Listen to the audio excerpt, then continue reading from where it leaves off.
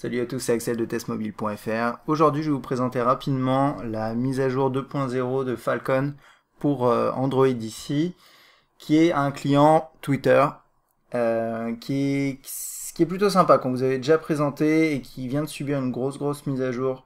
Enfin, une grosse mise à jour qui apporte quelques éléments qui manquaient vraiment dans l'application et qui faisait d'ailleurs que moi, personnellement, je l'utilisais de temps en temps, mais je l'avais un peu mise de côté pour une raison en particulier, c'est que vous ne pouviez pas avoir plusieurs comptes Twitter installés sur l'application, et c'est maintenant possible.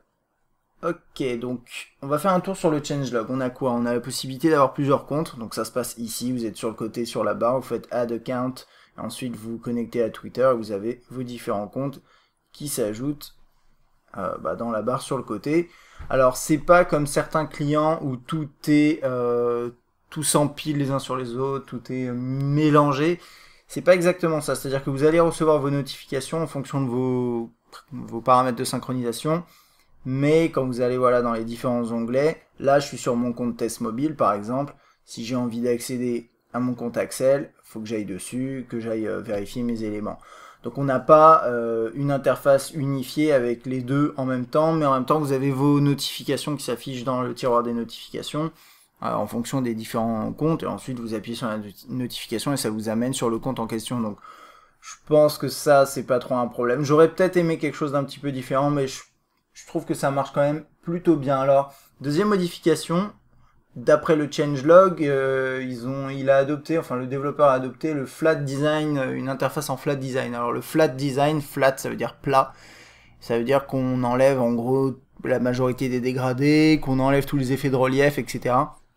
On travaille en aplat de couleurs, et pour être tout à fait honnête, j'ai comparé les différents, j'ai comparé ce qu'on faisait avant, enfin ce qu'il y avait avant et maintenant, et j'ai pas constaté vraiment de grosses différences côté design. Je vais essayer de zoomer un petit peu. Donc là je suis dans un nouveau thème que bon, je vais vous en parler un peu après, mais j'ai pas remarqué que c'était vraiment différent. Voilà, donc on a certes un design en aplat de couleurs. Alors il y a juste un petit truc qui est peut-être intéressant, c'est qu'avant c'était peut-être un peu plus lourd puisqu'on avait des blocs vraiment séparés entre chaque tweet, entre chaque message, et là maintenant ça fait une grosse colonne avec des séparations qui se font naturellement mais qui sont plus vraiment forcées. Et d'ailleurs on va regarder dans les paramètres, on a un thème en plus, donc c'est celui que j'ai actuellement. Donc on a celui-là, hop, qui est celui de base, donc en gris, qui est plutôt sympa je trouve. Et on a le blanc, je vais le mettre rapidement pour vous montrer. Voilà. Qui est un peu plus hard pour les yeux, et puis sinon on a le noir, que je vais laisser pour la démo, je trouve ça pas mal, ça passe bien à la caméra. Donc pour ajouter un compte, je vous ai montré ça c'est pas mal. Il y a un autre truc qui est sympa, qui est dans l'expérience utilisateur, c'est Enable Swipe. Donc ça c'est tout ce qui est, en fait à la base le swipe le swipe à l'intérieur, donc le défilement latéral, il fonctionne comme ça. Quand vous êtes sur la droite, vous arrivez sur vos listes, les utilisateurs, c'est quoi en favori je crois, c'est genre un truc comme ça. Là on a vos messages avec les différents éléments ici, donc vous naviguez comme ça. Oups. Toc toc toc.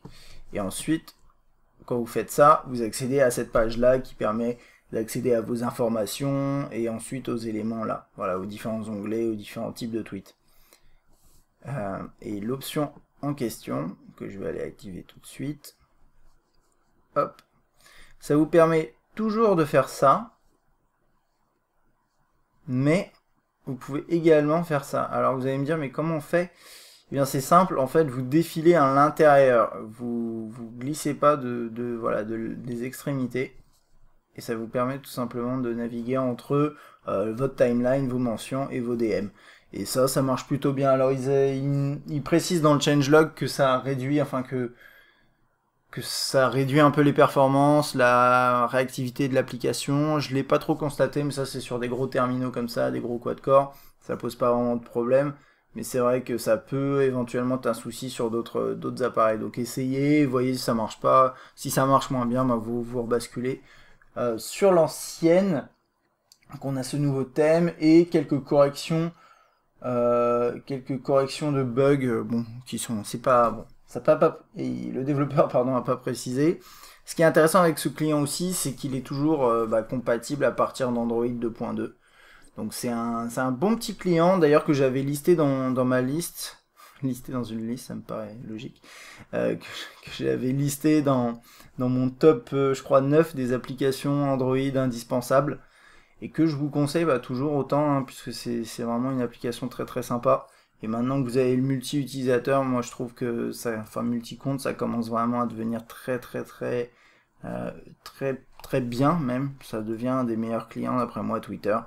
Donc voilà, si vous utilisez Twitter, n'hésitez pas, essayez ce client. Ce qui est bien, c'est qu'il est gratuit avec une version payante qui apporte pas grand chose de plus à part le fait que vous comment dire, vous soutenez, on va dire, le développeur, et il coûte 1,49.